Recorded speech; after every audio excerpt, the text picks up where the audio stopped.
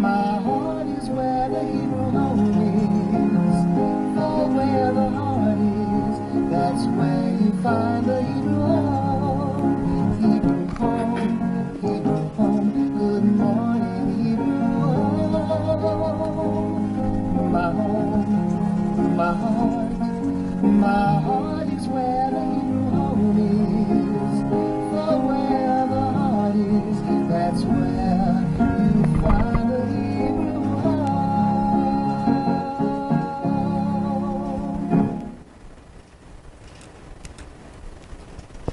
Good morning, everyone. I am your Monday host, Catherine Farrell, and we're coming to you from the Dörfner Judaica Museum here at the Hebrew Home.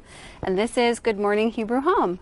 So today is Monday, January 18th. It's Martin Luther King Jr. Day, and the time is 10:30 a.m. We have a great show planned for you as always, so let's jump right into it with the weather. Our weather today will be intervals of clouds and sunshine, high of 41 degrees, and winds west at 10 to 15 miles per hour. So a little bit of a mild day, still cold, but grab that jacket, grab that hat, and maybe it's a day to hang outside at an interval of sunshine. Let's move into this day in history.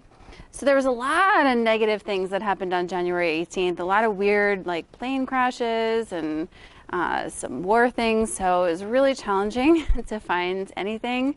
I found that in 1964, which I guess this could be construed as not so positive, but plans for the World Trade Center were announced in New York City. I'm sure many of you remember the World Trade Center. I lived on Canal Street in New York City for many years, and I spent a lot of time in the World Trade Center, and I remember it fondly. I'm sure many of you do too. In 1980, gold reaches $1,000 an ounce. So I really have no idea how much gold is worth today, but in 1980, it was $1,000 an ounce. In 1993, Martin Luther King Jr. holiday was observed in all 50 states of the U.S. for the first time. So in 2018, maybe all of you don't know what a drone is, but drones are similar to, I guess they're like little, I think of them as like remote control helicopters. They fly in the sky, and you really have a lot of maneuverability, and they're used in a lot of police forces, and a lot of military use them. But in 2018 was the first time a drone was used in the rescue of swimmers. That was done by lifeguards in New South Wales, Australia. So that's pretty cool. Our national day. It is National Michigan Day, National Peking Duck Day. Do you guys like Peking duck? I've never had Peking duck. No, me either. Never had it. I generally don't eat things that are cute, so I don't eat duck, I don't eat rabbit, I don't eat deer, and I try to stay away from the red meats too. But anyway, I've never had Peking duck. I doubt I will, but it is your day if you like it. National Thesaurus Day, which I love the thesaurus, by the way. I always have a little favorite tab to thesaurus.com in all of my web browsers because it's just great to be able to go in there and find a word for, you're like, what's that word? It's another word for, and then you can just get it from the internet. It's also National Winnie the Pooh Day. And of course, it's Martin Luther King Jr. Day, which is the third Monday in every January. Let's move on to our birthdays.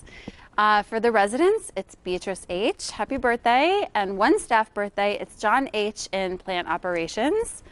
The celebrity birthday for today is actor and director Kevin Costner. He turned 65. Fun fact about Kevin Costner, he won 2 Oscars for his work on Dances with Wolves and was nominated for a 3rd. I remember him best for his role in The Postman, which is a movie I just love because it's post-apocalyptic, and I thought it was so cool that they wrote in a part for singer, oh gosh, what was his name? Tom Petty. They wrote in a part for Tom Petty as himself in that movie, which I thought was really cool.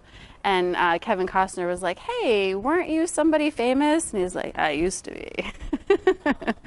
Anyway, it was a great movie. So we're going to move into our new segment, our sports news. This story comes from USA Today, and I'm probably not going to trip up on too many words because I think it's pretty cool, and I actually know who Mickey Mantle was. So this one comes from USA Today. The 1952 Mickey Mantle baseball card sells for a record $5.2 million. So is Mickey Mantle or Mike Trout? It's an ongoing comparison between the Baseball Hall of Famer and three-time American League MVP as Trout's career has progressed. But when it comes to baseball cards, Mantle now holds the crown. Mantle's 1952 mint condition Topps baseball card sold for a record $5.2 million through PWCC Marketplace last November, smashing the previous record for a trading card held by Trout. Trout's 2009 Bowman Chrome Draft Prospect Superfactor BSF 9 card, gosh, I hope you guys know what that means, that sold for $3.9 million in August of 2020, making it the highest selling sports card until now. Quote, I've dreamt of owning a 1952 Topps Mickey Mantle since I was a kid collecting cards, said Rob Gow, the entrepreneur actor who bought the card. It's the Mona Lisa of sports cards, and I've been searching for this high-graded example, talking to industry experts, dealers, auction houses, friends, and I'm ecstatic that I'm now the proud owner of this iconic card. Mantle's 1952 Topps card was graded by Professional Sports Authenticator PSA as a 9 on a scale of 10, so that's what that meant before, and is one of only 6 in existence. It's captured the attention of serious collectors in recent years and sold for $2.88 million in 2018, becoming the then second highest price ever paid for a card, falling short of the $3.12 million a collector paid for a 1909 T206 Honus Wagner card in October 2016. So the card is also one of the few, which I found really cool, that survived from being dumped into the Atlantic Ocean. Mantle's card was included in the final Topps series of 1952, but Topps had a hard time generating in the cards and selling the packs. So after sitting in a Brooklyn warehouse for several years, the remaining unsold packs were just tossed into the Atlantic Ocean because they were taking up too much space. Can you believe that? It's kind of unbelievable to me that, well, first of all, littering in the Atlantic Ocean, but second of all, that had all, well, I guess you don't know at the time that this is going to become a collector's item, but to just toss away all of those baseball cards. Anyway, maybe some of you deep divers out there will find one day. I don't know.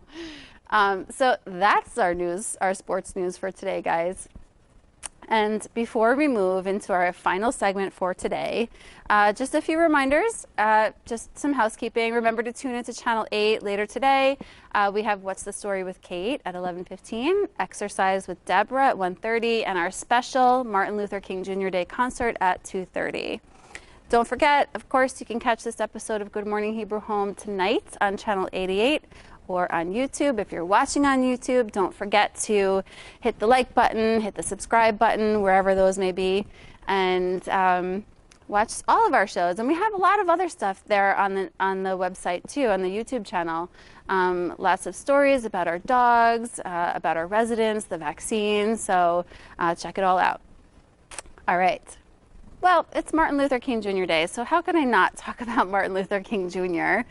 Our last segment for today, in honor of Martin Luther King Jr. Day, I wanted to mention some of Dr. King's most notable achievements. So first, the Montgomery bus boycott.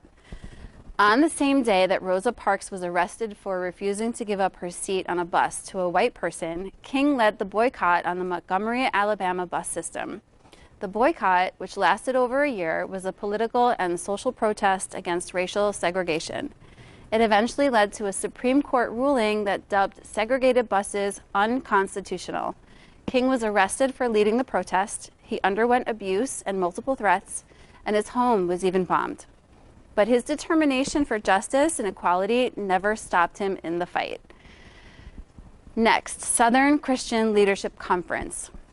Dr. King served as the first president of the SCLC following the Montgomery bus boycott. King founded the African American Civil Rights Organization in order to support nonviolent protests for equality. The SCLC consisted of ministers and other church leaders in Atlanta. At first, its focus was exclusively on buses, but eventually expanded its goal to end all forms of segregation. Under King's guidance, the SCLC peacefully organized mass protest campaigns, voter registration drives, and fought for equality. The Birmingham campaign. So the SCLC promoted this strategic effort to end the Birmingham segregated civil and discriminatory economic policies. The campaign began with a boycott on local businesses to pressure them to desegregate. When the boycott initially failed, King and the SCLC started Project C, which is a series of sit-ins and marches. Although protests turned violent at some points, with Birmingham police using brutal force to control protesters, the campaign was an immense success. King's reputation improved, Jim Crow laws ended, and public businesses and restaurants became more open to African American patrons. Next, the Nobel Peace Prize. After his years of historic accomplishments and triumphs, King was honored with the Distinguished Award in 1964. His active and dynamic leadership, highlighted by his nonviolent tactics, helped him earn the prize. Receiving the award was a testament that nonviolence was the best method in achieving peace and equality. At 35, King was the youngest man to ever receive the Nobel Peace Prize. In classic Martin Luther King style, he used his prize money to help the efforts of the civil rights movement. King won several awards in his lifetime, but the Peace Prize was inarguably his greatest one. And finally, one of his most notable achievements was the March on Washington.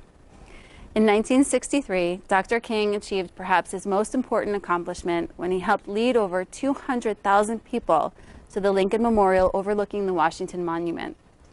The march was organized by King and groups of civil rights, labor and religious organizations in order to gain civil and economic equality for African Americans. It was here where King made his historic "I Have a Dream" speech, which called for an end to racism. The march was crucial in helping to pass the Civil Rights Act, which outlawed discrimination based on race, color, religion, sex, or national origin. So, in honor of Martin Luther King Jr. Day and all of his achievements, we are going to end our show with a clip from that famous speech, his "I Have a Dream" speech. So I want to wish everyone a wonderful, happy Martin Luther King Jr. Day, a wonderful day in general, and we will see you next time. Take care. I have the pleasure to present to you Dr. Martin Luther King, Jr.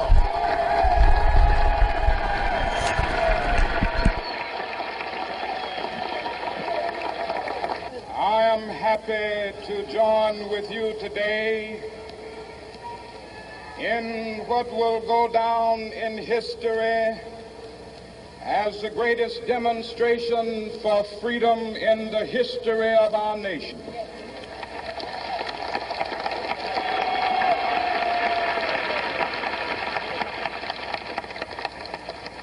Five score years ago, a great American in whose symbolic shadow we stand today signed the Emancipation Proclamation. This momentous decree came as a great beacon light of hope to millions of Negro slaves who had been seared in the flames of withering injustice. It came as a joyous daybreak to end the long night of their captivity. But 100 years later, the Negro still is not free. 100 years later, The life of the Negro is still sadly crippled by the manacles of segregation and the chains of discrimination. 100 years later, the Negro lives on a lonely island of poverty. I have a dream that one day this nation will rise up and live out the true meaning of its creed. We hold these truths to be self-evident, that all men are created equal.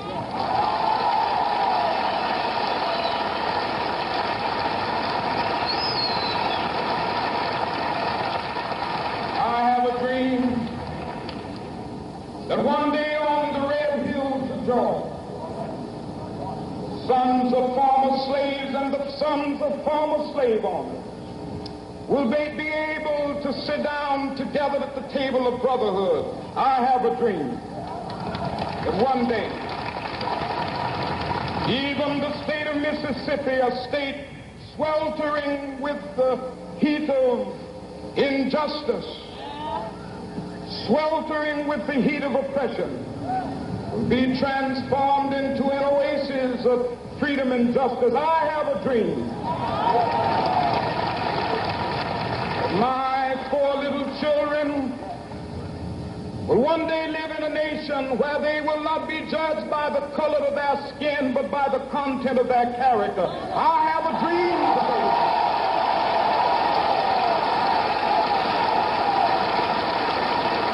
I have a dream that one day, down in Alabama, with its vicious racists, with its governor having his lips dripping with the words of interposition and nullification.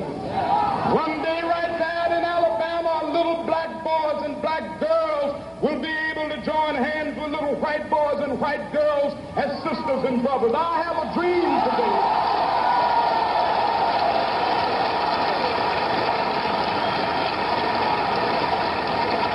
I have a dream that one day every valley shall be exalted, and every hill and mountain shall be made low. The rough places will be made plain, and the crooked places will be made straight, and the glory of the Lord shall be revealed, and all flesh shall see it together. This is our hope. This is the faith that I go back to the South with. With this faith, we will be able to hew out of the mountain of despair a stone of hope. With this faith, we will be able to transform the jangling discords of our nation into a beautiful symphony of brotherhood. With this faith, we will be able to work together, to pray together, to struggle together, to go to jail together, to stand up for freedom together, knowing that we will be free one day.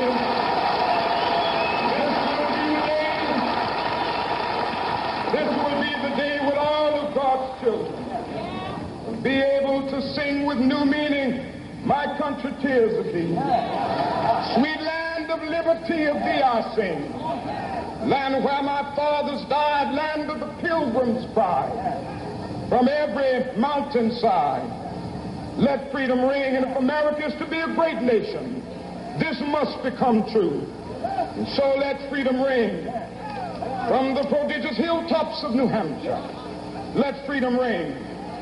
From the mighty mountains of New York, let freedom ring. From the heightening Alleghenies of Pennsylvania, let freedom ring. From the snow-capped Rockies of Colorado, let freedom ring. From the curvaceous slopes of California. But not only that, let freedom ring from Stone Mountain of Georgia. Let freedom ring from Lookout Mountain of Tennessee. Let freedom ring from every hill and molehill of Mississippi, from every mountainside. Let freedom ring, and when they gather, when we allow freedom ring, when we let it ring from every village and every hamlet, from every state and every city, we will be able to speed up that day when all of God's children, black men and white men, Jews and Gentiles, Protestants and Catholics will be able to join hands and sing in the words of the old Negro spiritual, free at last, free at last, thank God Almighty, we are free at last.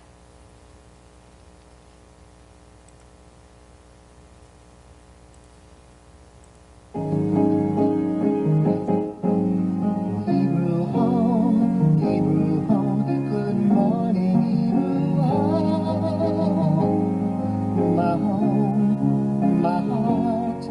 My heart is where the Hebrew home is. For where the heart is, that's where you find